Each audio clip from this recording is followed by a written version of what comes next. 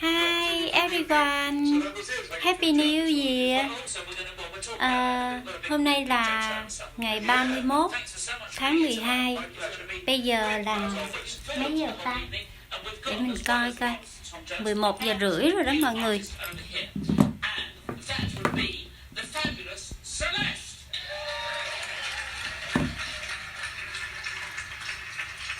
Bây giờ là 11 giờ rưỡi đó mọi người ơi. 11 giờ rưỡi ngày 31 tháng 12 ở Anh. Thì hiện tại Anh năm nay người ta không có đốt pháo hoa mọi người. Mình mặc áo dài nè.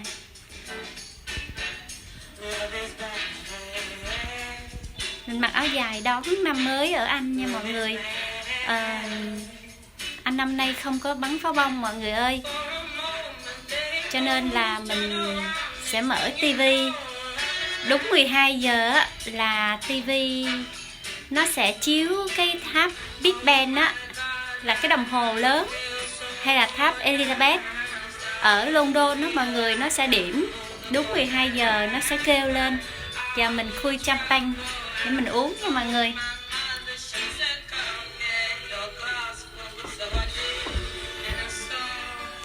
Mình cũng bật lò sưởi lên cho nó ấm lạnh quá mọi người ơi. Hello, Happy New Year. Thank you. Do you want Pepsi or champagne? Yeah, champagne, please. Yes.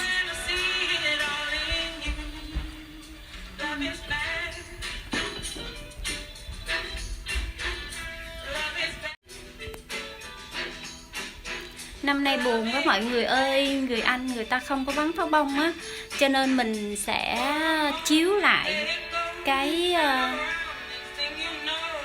mình sẽ chiếu lại cho mọi người xem bắn pháo bông của năm rồi ha. Ở bên Anh người ta bắn rất là đẹp lắm mọi người ơi. Cho nên là mình sẽ quay video ở trên tivi lại cho mọi người xem pháo bông của năm rồi.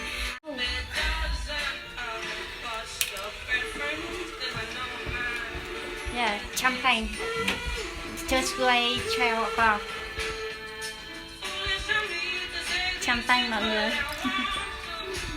Hai đứa mình sẽ uống champagne vào lúc 12 giờ. Yeah. Yeah.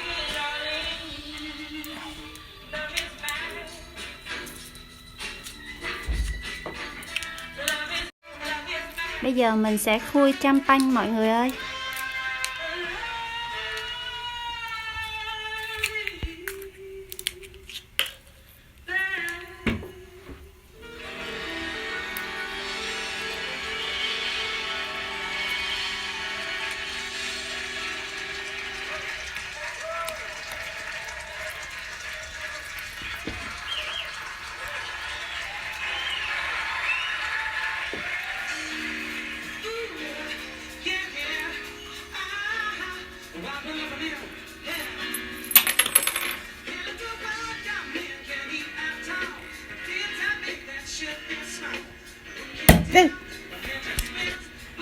Sorry. Nó làm mình giật mình mọi người. Yeah.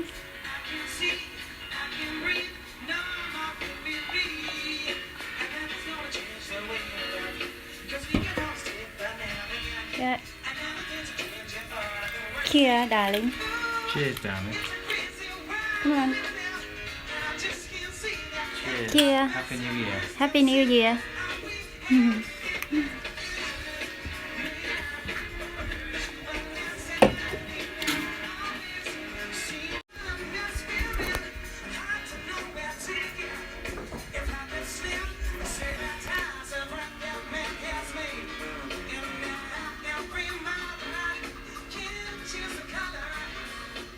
Mình mở cái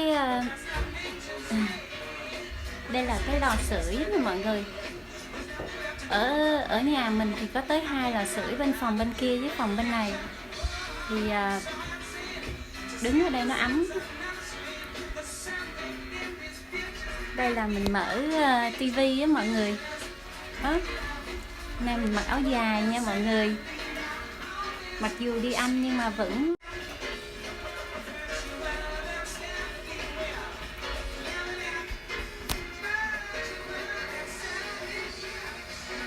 khoảng đúng 12 giờ á, là tháp Big Ben người ta sẽ đổ chuông á mọi người. Mình sẽ quay lại cho mọi người xem nha.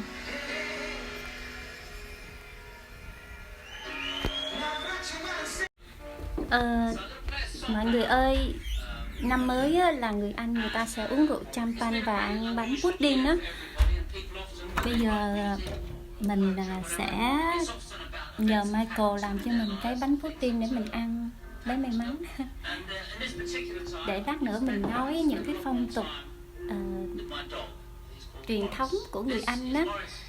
Ở nước Anh á, Tết là năm mới người ta sẽ làm những cái gì ha. Thì đúng 12 giờ người ta sẽ mở rượu champagne ra và người ta uống rượu champagne. Sau đó đó là ngày đầu tiên á, người ta cũng mê tín giống như Việt Nam mình á. Ngày đầu tiên thì người ta không có muốn là người phụ nữ vào nhà đâu, mà người ta cũng tránh những người nam nữ tóc vàng và tóc đỏ. Người ta muốn một người nam tóc đen là người đầu tiên bước vào nhà người ta để xông đất á mọi người. Ở Việt Nam mình gọi là xông đất á. Thì người tóc đen khỏe mạnh, và cái người đó phải đem theo than, bánh mì, tiền, muối đó. Thì như vậy á, thì người ta sẽ năm sau người ta sẽ gặp nhiều may mắn và sung túc. Đó là cái phong tục tập quán của người Anh đó. Họ cũng xông đất nữa, cũng giống châu Á mình ha. Còn năm mới của Anh người ta chỉ đón có một ngày là đêm giao thừa. Và đêm giao thừa người ta sẽ mở nhạc. Cái nhạc đó là nhạc của khi đón giao thừa người ta sẽ nắm tay nhau và người ta đứng trước cái tháp Big Ben đó. Đây là bánh Yorkshire pudding nè mọi người. Anh mới làm cho mình để mình ăn á.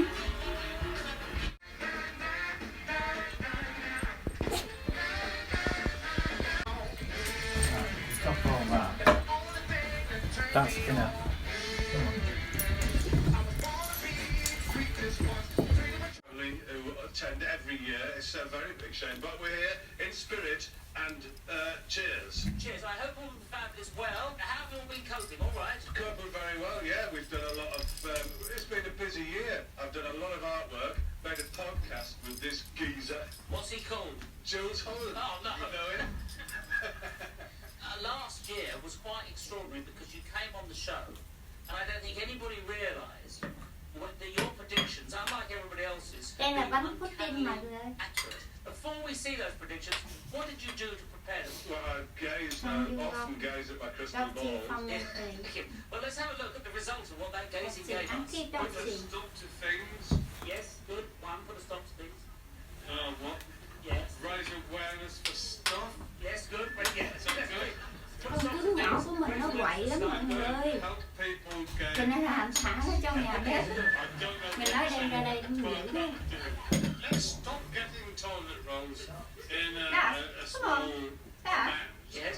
and get them in a large amount. Dad, That's When I get catering Come on. packs, when I say get come here. toilet rolls Ủa? in Dad. huge amount, like tons of them. Come here. articulated lorries, yeah. Okay. What will we do with them once we got them? Use them like I do. Those predictions were incredibly accurate, and I think what a lot of people around the different homes in every far flung corner of the Don't nation want at them the in. moment will be wondering if Not you playing booked with the any cat. things this year. Yeah, Oh, well, yeah. let me just have a think about See it. outside? Get me box and come back to you Kitchen, she's after weed dinner. on. Follow Well, we cat. look forward She's to weed on joining the you in. floor. Love to you all there anyway. Yeah, I Dog's do, thank you. fine. Thank you. Don't worry. Well, wonderful. Big greetings, Jim Moyle, my Don't worry. podcast listener, dear friend, and maybe the Good Nostradamus fireworks. for the new age. And now, an amazing poet, one of the That's- greatest poets London has ever produced. The Oh. fabulous, with a song that we had out over 40 years ago today, Okay. Chris Difford. Sit down. Anh nói con cún nhỏ của mình nó đi theo con mèo rồi mọi người ơi. Nó không có chịu qua đây. Nó thấy mèo là nó chạy theo à.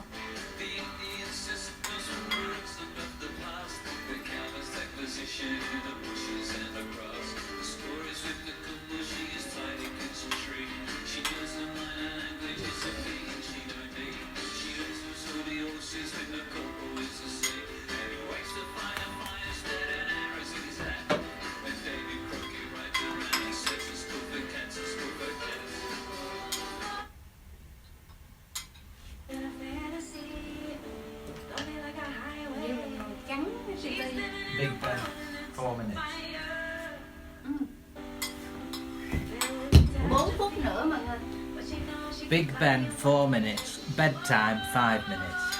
Happy New Year. Happy New Year everyone.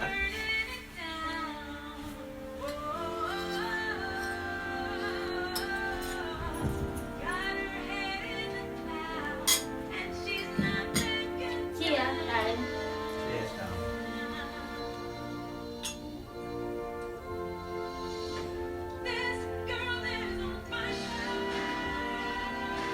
I like this song.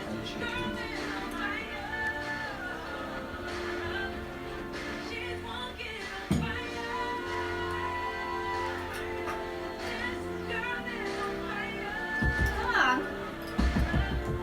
Come here.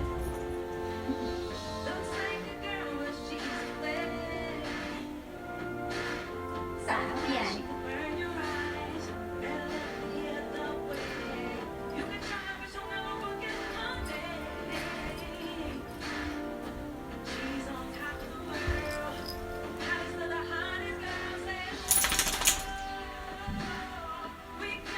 Để mình đi bắt con chó nhỏ vô đây.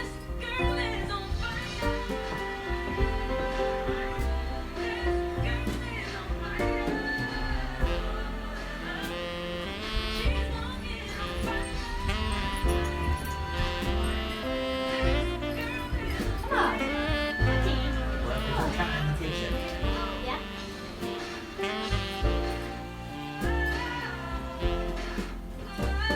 No, the cat's there. Tomato. Ăn thịt đâu.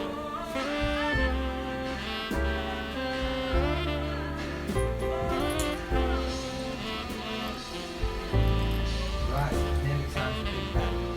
Dạ. Then it's bedtime. Dạ. Is that alright? Don't get anywhere near that fire with that dress on. Dạ. Very dangerous. Very dangerous. Darling. Yeah, I'm not here. Come on, Doc. Oh. Only a few minutes to go. The countdown to midnight has begun. The start of 2021 is moments away. Guess what? Big Ben nào? I'm ready for this new year. So make sure you come back here. Me and my crew are gonna rock with you after this special midnight moment. More music, more good vibes, more good times. So get ready to raise your glasses to the new year. I'ma see you on the other side.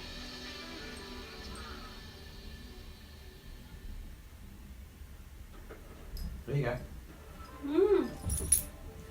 This program contains flashing images. Mọi người ơi, sắp tới giờ cái tháp Big Ben nó gõ rồi. Mọi người chuẩn bị nha. How long Big Ben? Pim pim. 12 times. 12 times. Fireworks outside.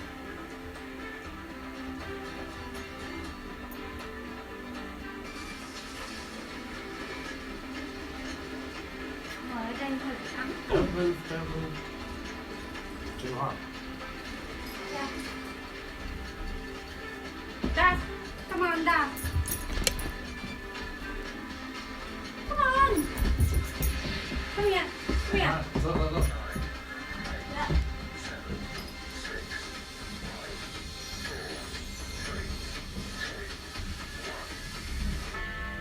Wow. Happy New Year. I like it. Happy New Year. Happy New Year, everyone.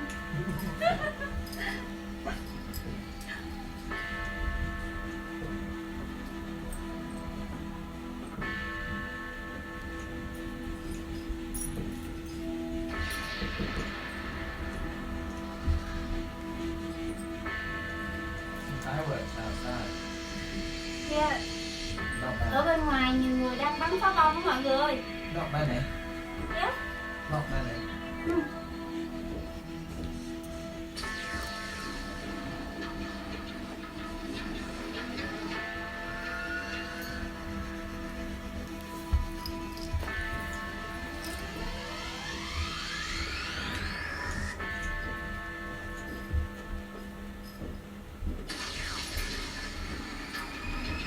Dad, come on. Dad. Dad. There's some fireworks. Not many. Oh, Only a few.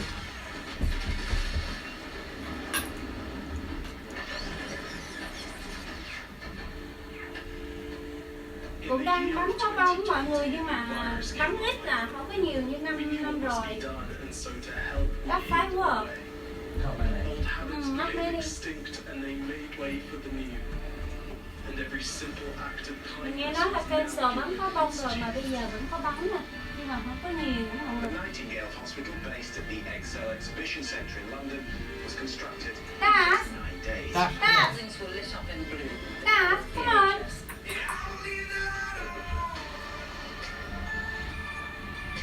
Go. Oh, look at it. clever. Flower. Oh.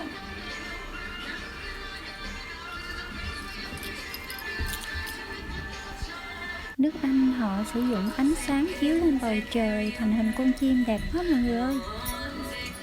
Theo mình biết mọi người, nhiều nước ở trên thế giới á, là không có bắn pháo bông, thì có một số nước bắn thôi.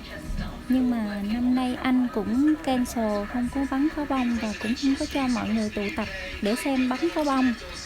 Đó, thì chỉ bắn pháo bông và mọi người ngồi ở nhà xem trên tivi vậy thôi, mà cũng bắn ít, không có bắn nhiều. Mà còn kết hợp với ánh sáng công nghệ cao nữa kìa, nhìn đẹp quá à, rất là đẳng cấp. Cái này chỉ là bắn nho nhỏ so với năm rồi để chào mừng năm mới thôi mọi người ơi.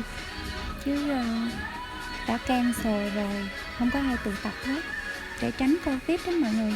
Tại vì Anh là Covid đang phát triển mạnh, cho nên năm nay bắn rất là ít nha.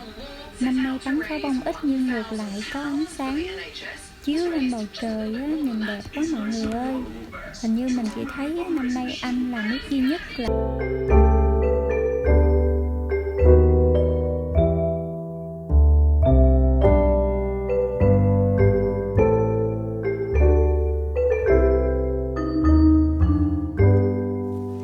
Should old acquaintance be forgot and Yeah, just watching the fireworks.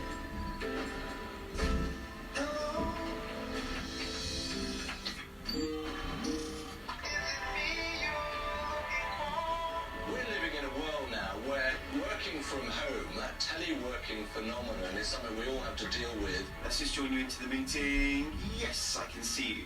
Hang on. Lava. No, you're on that? mute. Very clever.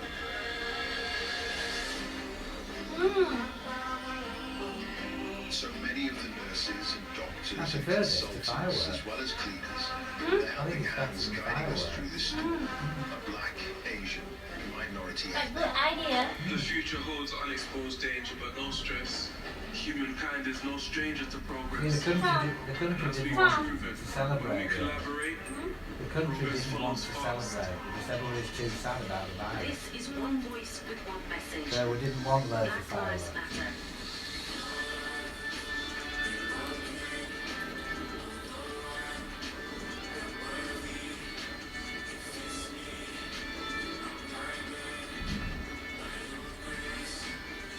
Cheer darling. Cheers. Merry 2020. Happy New Year. A year we will never forget. Happy New Cheers. Year. We can make the new year. Cheer Cheers everyone. everyone. Happy New Year.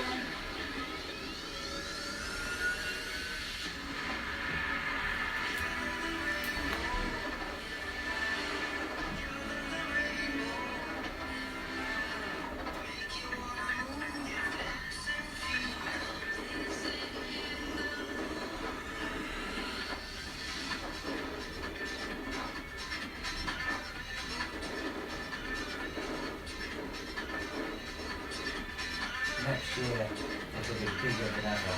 Bigger fireworks next year. You might still be here next year. Oh, You think? I don't know. Not sure. I hope so. Dạ. Mọi người ơi, anh nói á là năm này là bắn pháo bông không bằng năm rồi. Năm rồi bắn rất là lớn, rất là đẹp. Có gì mình sẽ đăng cái bắn pháo bông của anh năm rồi lên YouTube cho mọi người xem nha. Năm nay bắn không có được đẹp mọi người, nhưng mà cũng rất là đẳng cấp luôn á. Love together, love together. Cái này là chữ ánh sáng đó mọi người.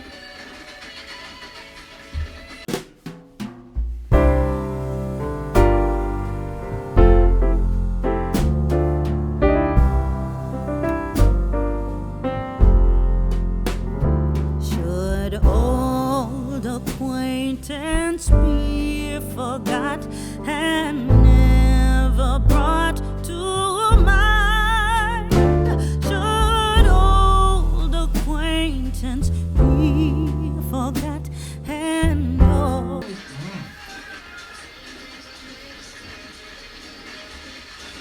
Do you see how much smaller the fireworks are? You see that? Very small fireworks. You alright, darling? Very more fireworks. What? The eyes. Are you crying? My eye what? Are you crying? No. Anh hỏi mình khóc hả? Sao mình mắt đỏ? You've been there. Baby that. You've been there, look. Yeah. How was it? You remember? Yeah, I remember. You walked. Yeah. Cái cây cầu này là mình có đi qua rồi mọi người.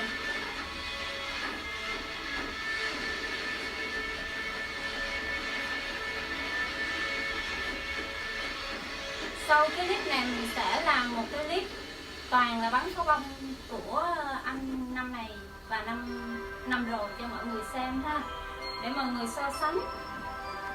Pháo bông năm nay không có bằng năm rồi bởi vì Covid rất là buồn. Anh nói là năm tới sẽ tốt hơn. Our planet is unique, a living world of diversity and wonder. It's also fragile. With a new year comes the opportunity for change, and if we act in 2021, we can make a world of difference. Together, we can turn things around. Together, we can restore our fragile home Old Lang Syne. and make it a happy new year Lang for all Syne. the inhabitants. Bài hát này tên là Old Lang Syne, nổi tiếng trên thế giới luôn. Sẽ mở lúc giao thừa đó mọi người. Ở nước nào mà có nói tiếng Anh thì người ta sẽ mở cái bài nhạc đó. Finish? Yeah. Welcome back. Very good. Đó. Man, look at us. It's 2021, everybody. Happy New Year. They're gonna sing the song. Happy They're New gonna- Year They're gonna sing everyone. the song now. Yeah. She's singing that. Old Lang Syne. I think so. Old Lang Syne. It's gonna be a good year. Yes. La, la, la, la. This is a good song. Hình như cái bài này nó có tiếng Việt đó mọi người. Việt Nam mình dịch sang nhưng mà hát theo cái kiểu khác. It's not just about my hometown, New York City, but it's about being able to have the opportunity to Chị phải dream giữ cái con cát. and Cái, be con- a dream cái is con đốc easy. chi này, con đốc theo con cát nó quậy mọi người. Watch this.